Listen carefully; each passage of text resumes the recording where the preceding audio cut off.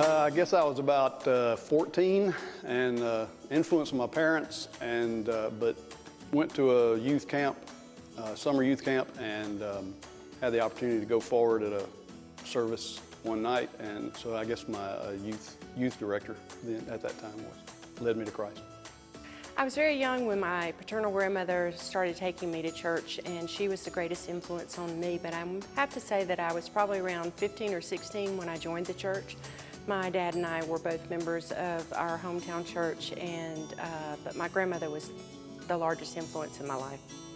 I think I've had many influences in my life, my parents, Sunday school teachers, pastors, but as an adult, I've had I teach 4-year-old Sunday school, and the ladies there have influenced me greatly, as well as Bible study and a dear group of ladies here at Morningside that I work with the Widows Ministry have all nurtured, encouraged, and influenced me through the years.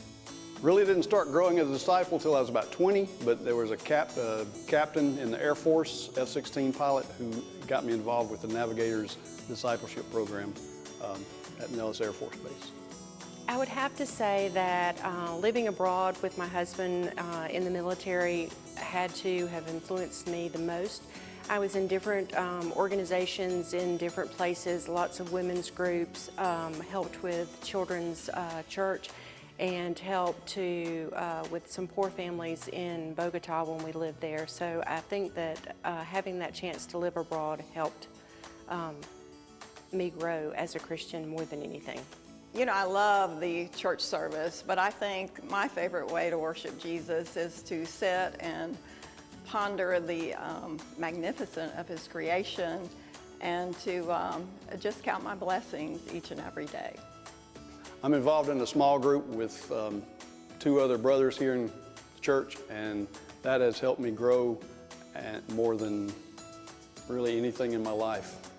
Being united with my church members is very important. I've done many things since I've been a member here at Morningside. I've helped with children's mission trips, with teen mission trips, and women's ministries, and it connects you with the lives of the people around us that we see each and every week, and that's very important, because not only do we have our families, we have our church family, our Christian brothers and sisters, and it's important to be a part of their lives as well.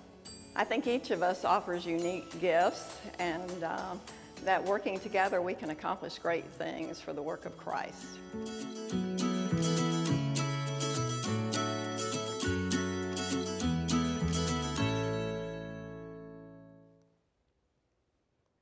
And we might add Isaiah 55. My thoughts, God says, are not your thoughts. Neither are my ways your ways, declares the Lord. As the heavens are higher than the earth, so my ways are higher than your ways, and my thoughts than your thoughts. And Peter, many years later, reflects on the way that we should go and says these words: you gotta remember you're just a baby in God's kingdom, and you don't know any better. But crave spiritual milk, so that by it you may grow up in your salvation. You will, I promise you will, I will, we will think we know better than God. We don't. You don't. My concerns are the concerns of human beings, just like Peter's. Peter, you're thinking about the things of men and women and regular old people. And this is why the enemy's got a hold on you. Because as long as you're concerned with the way that things get done from a strictly human standpoint, the devil's going to work you up one side and down the other. You will be used by the devil to stand in Jesus' way if you don't surrender your wisdom, surrender your thoughts, die to self, take up your cross, and follow me. And here's the point. If you want to live, you must die. If you want to win, you must lose. Death comes first. Like morning follows night. You can't have morning without night. Morning makes no sense if there wasn't a night. Resurrection does not make sense unless there's been a death. And it's by Christ's death and his resurrection that God accomplishes the win, the victory. But there's no resurrection without the death. There is no spiritual life in you if you are still holding on to your regular life. If you are still clinging to who you are apart from Jesus, if you are still unyielding and refusing to surrender to his ways, his thoughts, his agenda, then you're never going to go anywhere. You're never going to become anything. James says it this way: humble yourselves, make yourselves small before the Lord, and he will lift you up. Paul says it another way: if I must boast, I'm going to tell you what I'm going to boast about. It's not my accomplishments. It's not my superior abilities. No, I'm going to boast of the things that show how weak I am. Why would you do that? Because I'm dying to self. He goes on to say, because God's power is made perfect to me in my weakness, not when I'm all that. He says in another place, we will grow to become in every respect the mature body of him who is the head, that is Christ.